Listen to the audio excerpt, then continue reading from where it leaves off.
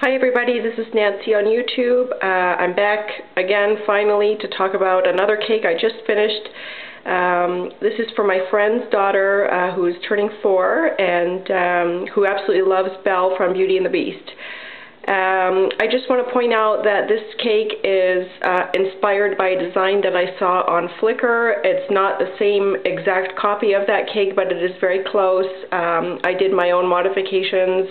The dress I did using modeling chocolate, and I basically cut individual rectangles of modeling chocolate and swagged them and then attached them on all the way around the cake.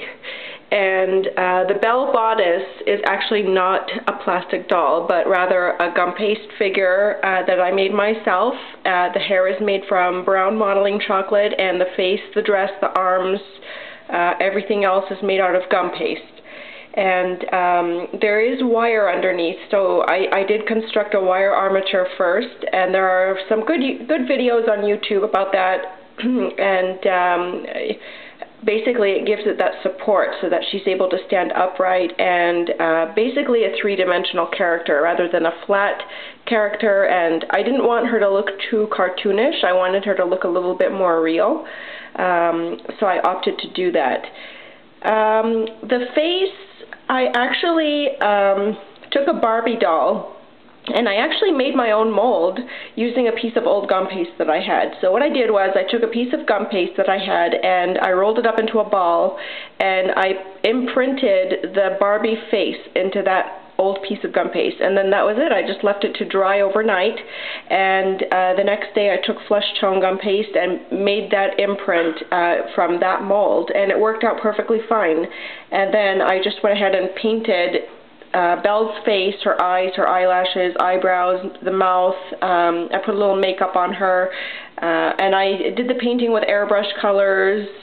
And I'll just get a close-up of her face. I don't know if that's very clear, but yeah, you can see that her face was, I wanted her, again, to look more realistic. Like, I've made the cartoonish figures in the past, and I didn't want her to look cartoony, so I did that. Other than that, it's sitting on a 12-inch square cake. This is my first time using a square pan and covering a square cake. It was a bit challenging to get the corners and the edges perfectly straight.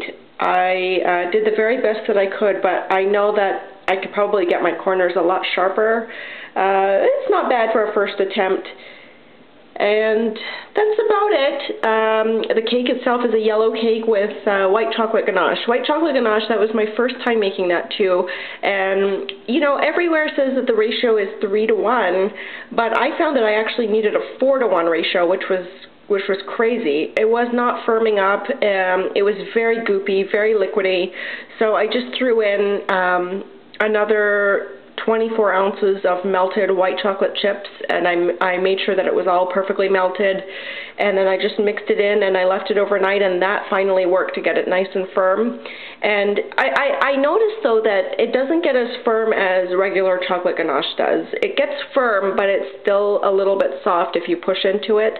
So overall, not bad. I don't know if I did something wrong. I don't think so. I mean, it was a 4-to-1 ratio, so and the other thing to keep in mind is it's been over 100 degrees here for the last few days, so that may have been something to consider as well.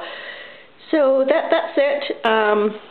It was a fun cake to make. Oh, and another thing I wanted to talk about, the red fondant. Actually, this is red satin ice that I bought pre-made, and it was really cracking and dry, and I think I just got a bad batch. So what I did was I actually added some red modeling chocolate to that fondant, and it was so awesome to work with. I think that will definitely be my my new favorite technique, is just throwing in a little modeling chocolate, whatever color I'm using, and it just rolled out that much better. I got absolutely no cracking whatsoever on any of the edges. It was just beautiful to work with. And especially considering that when I pulled it out of the container, it was very cracking and very dry, and it just wasn't very easy to work with until I added the modeling chocolate. So that's something to keep in mind if you're having trouble with cracking. And I think the same will go for marshmallow fondant. If you're having cracking or elephant skin or tearing or any of that, throw in a little white modeling chocolate or whatever color you're using. And I bet that would really improve the workability of the fondant. So that's about it. Thanks so much, everybody, for the emails and the comments. So sorry to be missing in action lately. I just have been really busy with moving and getting settled and unpacking and all that. But do stay tuned, because in a couple of weeks I've got my son's birthday cake coming up, and he asked for a 3D garbage cake, or a garbage truck cake, rather. That should be exciting. Hopefully it's a success. All right, everybody. Thanks so much. See you soon.